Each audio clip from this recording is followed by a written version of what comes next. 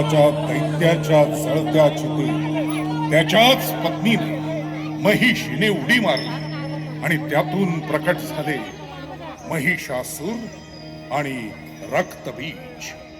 रक्तबीज हुशार, बलवान आणि शक्तिशाली होता.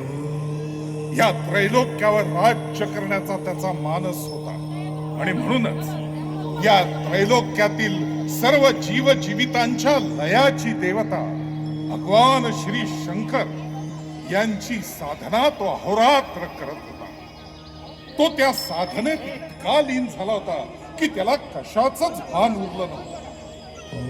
अखेर त्याच्या साधनेला बळ मिळालं. प्रत्यक्ष भगवान शंकर त्याच्या समोर प्रकट झाले.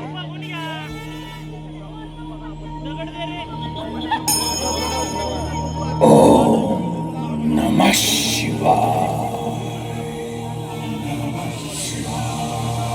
ओम नमः शिवाय. ओम नमः शिवाय.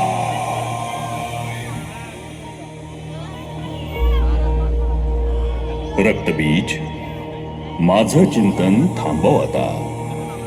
काय हवंय तुला? का केलीस इतकी कठोर तपश्चर्या?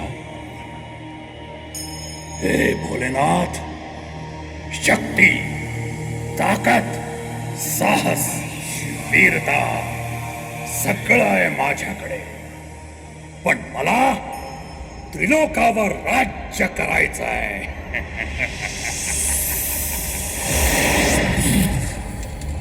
तुझ्या सामर्थ्याच्या जोरावर प्रयत्न करून बघ. शत्रू शक्तीनं अथवा युक्तीनं माझ्यावर मात करू शकेल. मला कोणी पराजित करू नये म्हणून मला अमर व्हायचंय.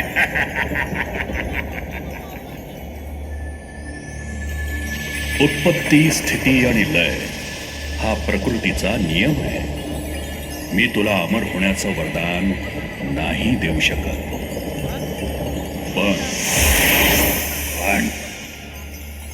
पण काय प्रभू?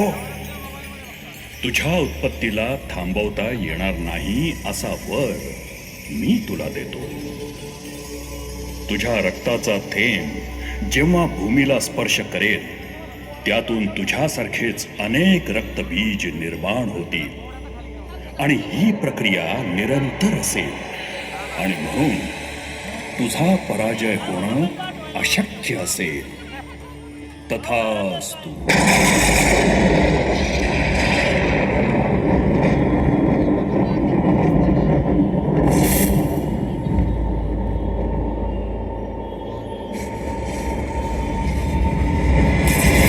पृथ्वी, अंबर, सात समंदर, सारी दुनिया मेरे अंदर. तेरे इशारे झुकाते सितारे. मैं ही आत्मा, मैं परमात्मा. पृथ्वी, अंबर, सात समंदर, सारी दुनिया मेरे अंदर. मेरे इशारे झुकाते सितारे. मैं ही आत्मा, मैं परमात्मा.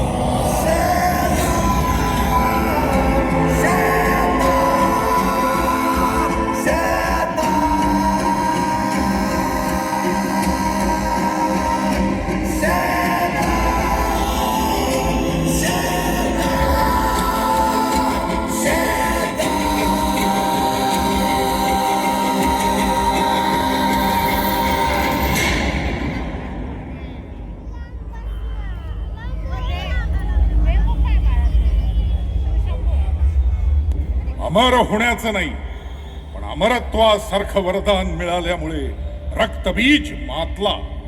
त्यानं पहिल्यांदा पाताळावर आक्रमण केलं.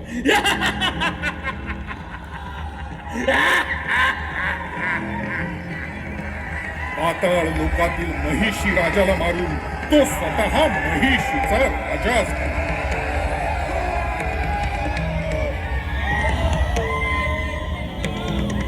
रक्तबीज पाताळात असतानाच त्याला महिषासुराच्या वधाविषयी समजलं. महिषासुराचा वध एका शक्तिशाली महाकाय देवीनं केल्याचं समजताच तो वेडापिसा झाला आणि त्या देवीचा वेड्यासारखा सगळीकडे शोध घेऊ लागला. पूजा पाठ करणाऱ्या ऋषी मुनींवर अनन्वित अत्याचार करू लागला.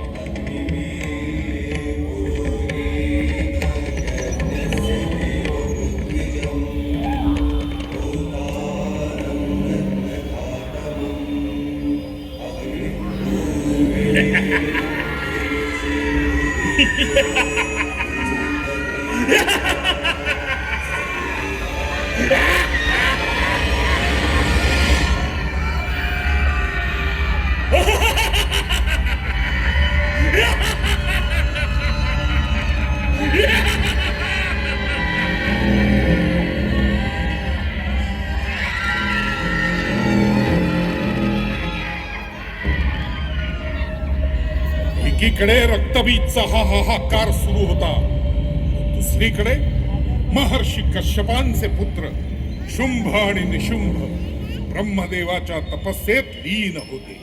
ओम ब्रह्मदेवाय नमः. ओम ब्रह्मदेवाय नमः. ओम ब्रह्मदेवाय नमः. ओम ब्रह्मदेवाय नमः.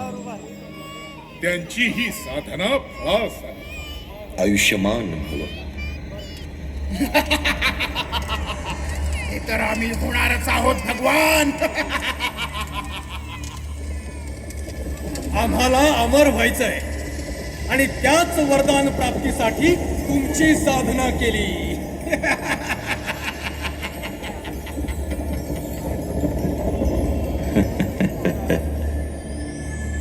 शुंभ निशुंभ यांचा स्त्री लंपट स्वभाव ब्रह्मदेवांना ज्ञात होता आणि म्हणून त्यांनी वरदान दिलं. केवळ एक आदिशक्तीच तुमचा वध करू शकेल.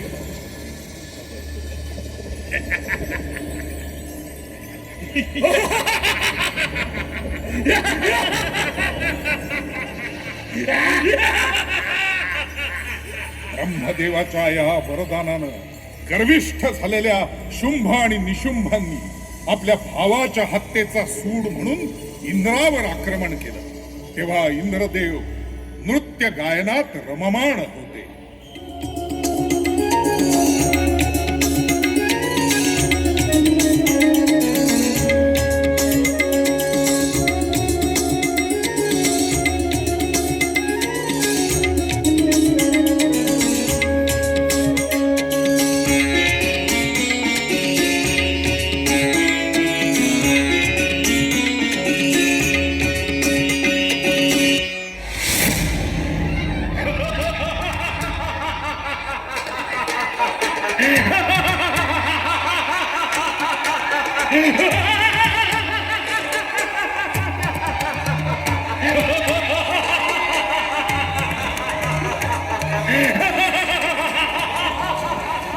इंद्रासोबत झालेल्या घनघोर युद्धात शुंभ निशुंभ यांचा पाडाव होत असताना रक्तबीज त्यांच्या मदतीला. रक्तबीजाची वीरता बघून शुंभ निशुंभ त्याच्याकडे आकर्षित झाले आणि स्वतःहून त्याचं सेनापतिपद त्यांनी स्वीकारलं. सोबतच स्वर्गातून अंतर्धान पावलेल्या सर्व देवांचा माग काढण्यासाठी आपल्या अत्यंत विश्वासू अशा 2 चंड मुंड राक्षसांना त्यांच्या शोधासाठी पाठवलं.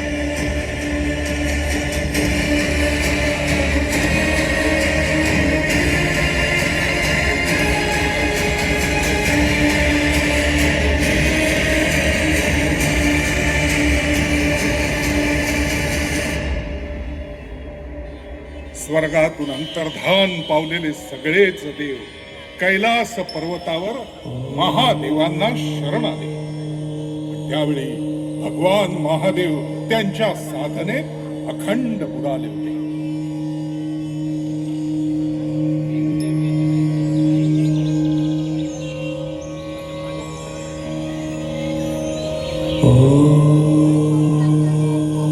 समस्त देवांचं गाऱ्हाण त्यांच्यापर्यंत पोहोचतच नव्हतं. पण त्यांचा आवाज पार्वती मातेनं ऐकला आणि माता पार्वती त्यांच्या समोर प्रकट झाली.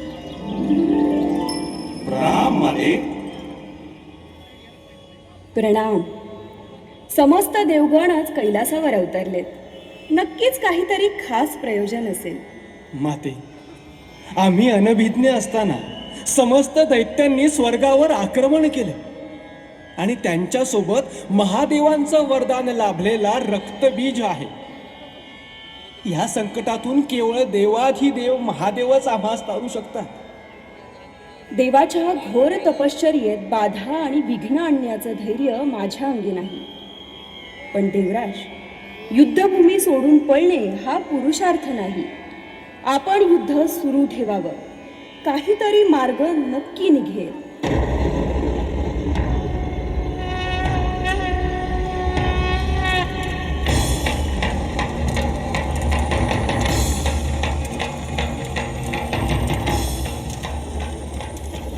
देवांच्या मागावर असणाऱ्या चंडमुंड दैत्यांची लालची नजर पार्वती मातेच्या सौंदर्यावर पडली. त्यांनी मातेच्या सौंदर्याचं वर्णन त्यांच्या धन्याला म्हणजे शुंभ निशुंभ यांना जाऊन सांगितलं. स्त्री लंपट स्वभावाचे दोघे ते वर्णन ऐकून वेडेपिसे झाले आणि मातेला मिळवण्यासाठी त्यांनी पुन्हा चंडमुंड यांना कैलासावर पाठवलं.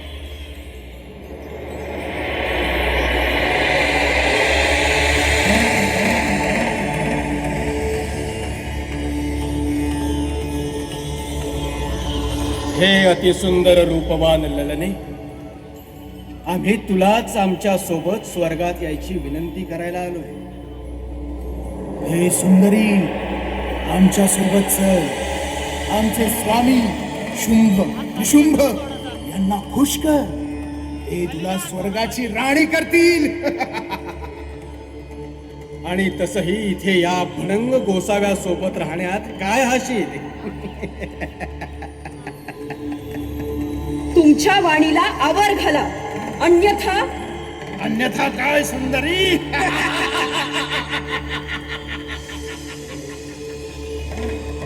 तुमच्या वाणीला लगाम द्या आणि याचं भान ठेवा की तुम्ही एका स्त्रीशी बोलता आहात, जी स्त्री तारूही शकते आणि मारूही शकते.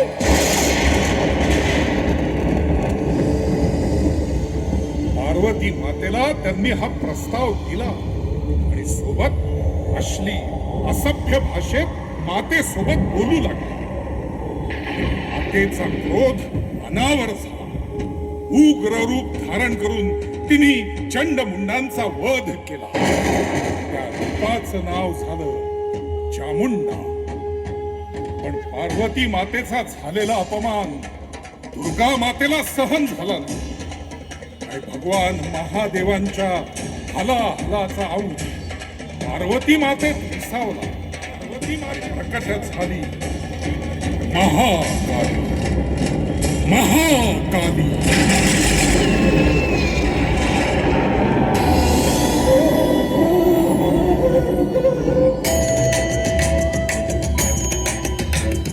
कपालधरणी काली कपालिनी जगत जननी शंकरी पाप विनाशिनी दाक्षायणी दिगंबरी सर्वाणी विपत्तारिणी मुक्तिदायिनी कामेश्वरी रुद्राणी शिवजया भवानी षोडशी अखिलेश्वरी इंद्राणी त्रिलोकतारिणी असुरदलनी पार्वती भगवती राजराजेश्वरी दुर्गा भुवनेश्वरी देवी दिगंबरी गिरिशवंदिनी कल्याणी जय जय महिषासुरा मर्दिनी ब्रह्माणी योग सिद्धिकरी शुद्धे दुर्गा देवी नमोस्तुते अट्टहास प्रिये भद्रे दुर्गा देवी नमोस्तुते.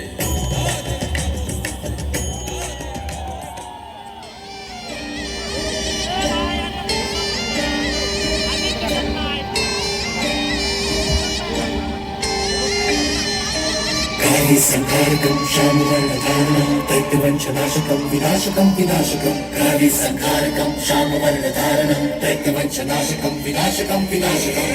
चले संताप बढ़े हरि पैर संसार थमे, माँ की अरज है नहीं सुने मन प्राण में तू है माँ काली के जन्म मरण का मोह मिटे तेरी ही शक्ति लहू में बहे चंड मुंड धारे माँ चंडी के तेरा ही आसरा हो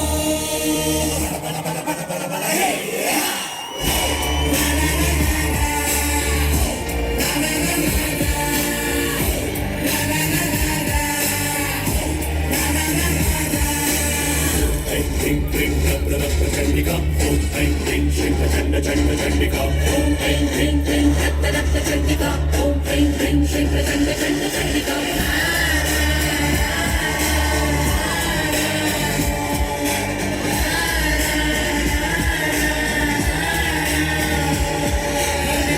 घटा अंधकार भरा तूफान उठा हाहाकार मचा विनाश कर दैत्य का विनाश कर खड्ग गप्पर ले भार तंत्र मंत्र चाल कर प्रचंड वेग धार कर मातु उद्धार कर रक्त बीज फिर कड़ा तू रक्तपान आज कर स्वीकार कर शाम आज कर आज